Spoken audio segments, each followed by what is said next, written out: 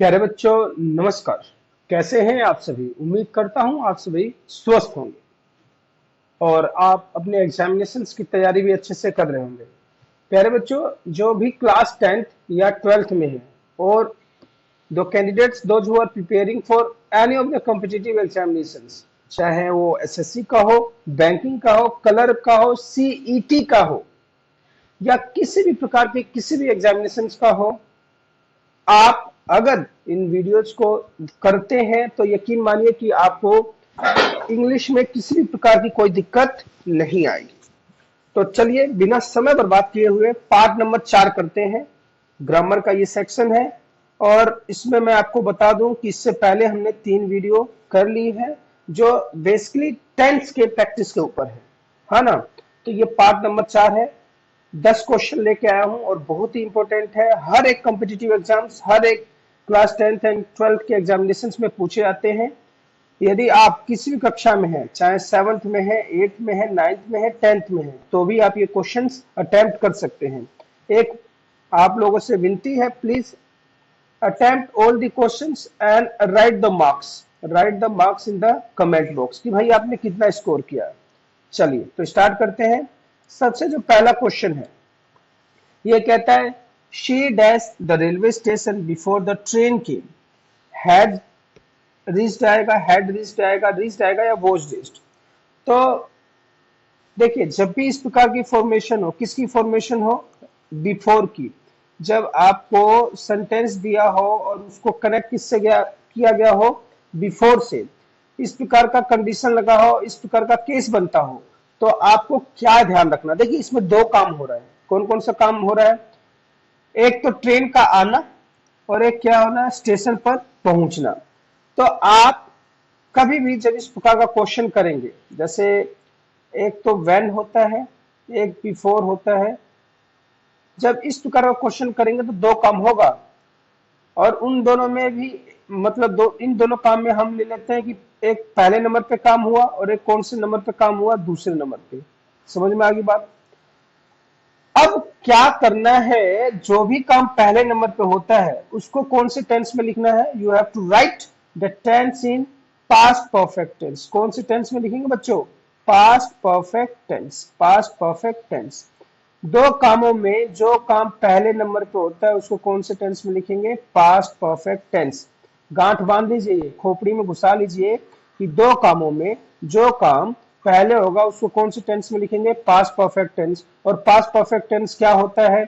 आपको लिखना होता है had and third form of the verb. समझ में आ गई? अरे आया मजाक नहीं। और महामंत्र है ये, मैंने आपको बता दिया, बस इसके हिसाब से काम करना है।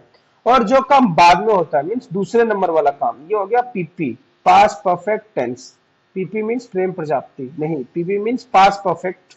ठीक है ना? टेंस। और ये जो दूसरा काम होगा वो हमेशा second form of the verb आएगा, मींस पास्ट टेंस आएगा। समझ में आ गई बात? अब मुझे बताओ जरा क्या आंसर आएगा। She dash the railway station before the train come.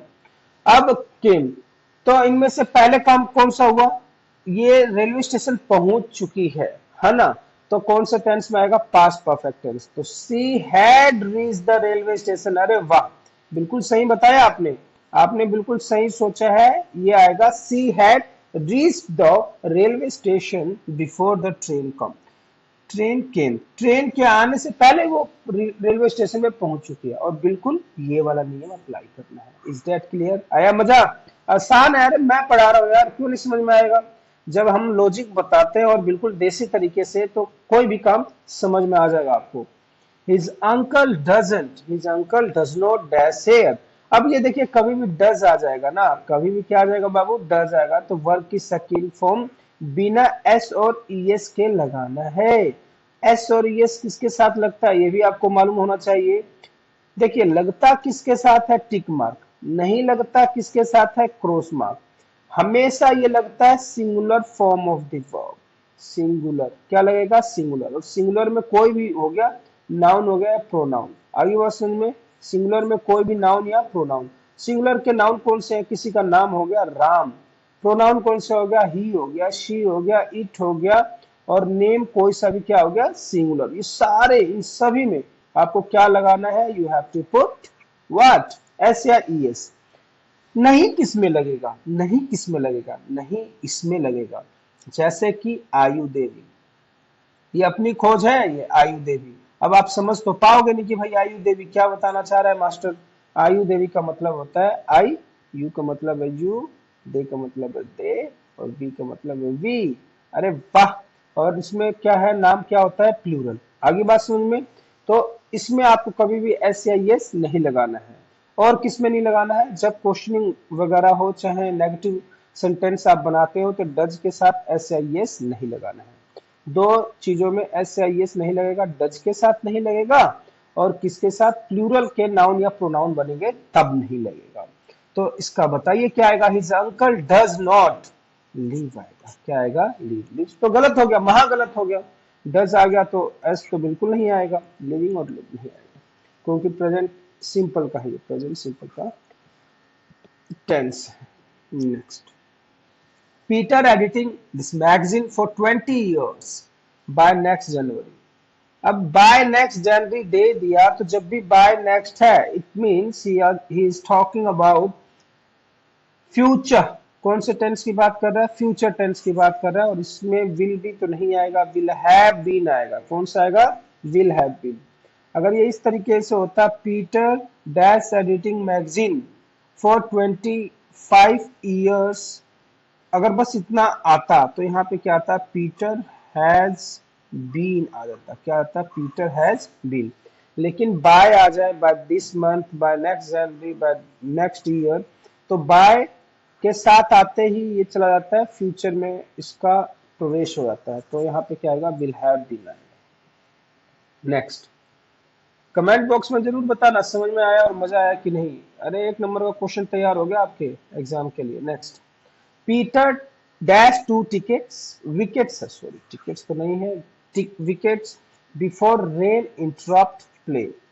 Peter dash two wickets, Peter T T T T T. अब देखो बिफोर, पकड़ो इसको, पकड़ लो इसको, है ना। अब ये बिफोर है, तो काम हुआ। पीटर एक तो रेन ने इंटरप्ट किया, और रेन से पहले भाई ने कुछ काम कर दिया, तो उससे पहले मैंने दो काम बताया। पहले वाले काम में भी बता दिया है, पहला वाला काम कौन से टेंस में आता है, पीपी में आता है। PP means past perfect tense. देखो पास्ट परफेक्ट कौन सा है, Peter had taken, Peter had taken 2 wickets before the rain interrupt। Next, fifth, I dash him before he left. अरे बता दिया है महामंत्र, इसको तो बच्चा भी कर लेगा। कौन सा आएगा इसमें, बिफोर आ गया, दो काम हुआ है। पहला काम कौन सा हुआ है, आई डैश इन ट्वाइस, दो बार पहले मिल चुका है न्यूयॉर्क जाने से पहले। तो जो काम पहले होता है, I had seen him, I had seen him, C is the correct answer.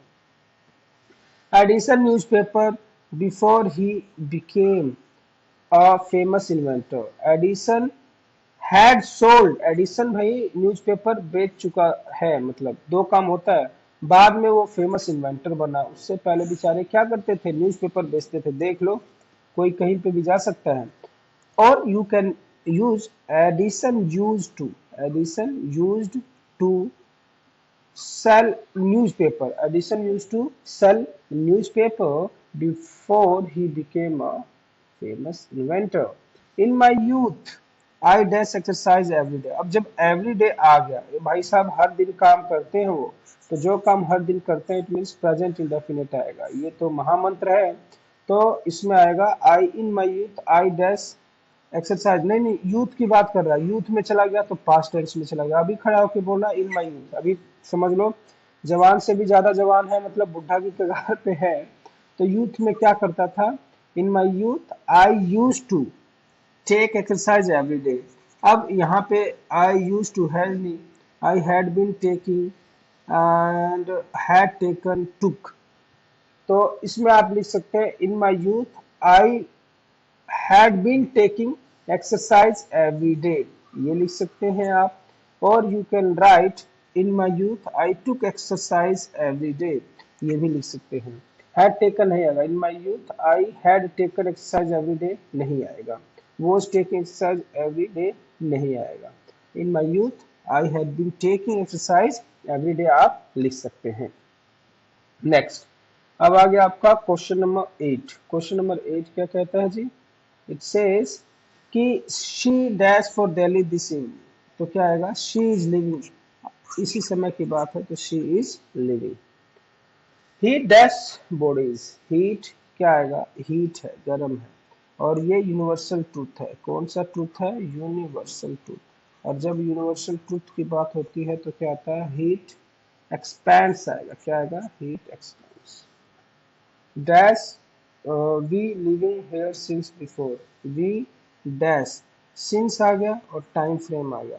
देखो सिंस और फोर के ऊपर एक शानदार सी वीडियो बनी हुई है, सिंस एंड फोर कब यूज करना है, कब यूज करना है, इसकी एक वीडियो बना रखी है धाकड़ सी, आप देखेंगे तो ये समझ में आ जाएगा। तो आप इसको कमेंट बॉक्स में लिख के बताएं या वीडियो देखें, watch that video, I share the link in description box. Till then take care, खुश रहिए और प्रैक्टिस करते रहिए। धन्यवाद।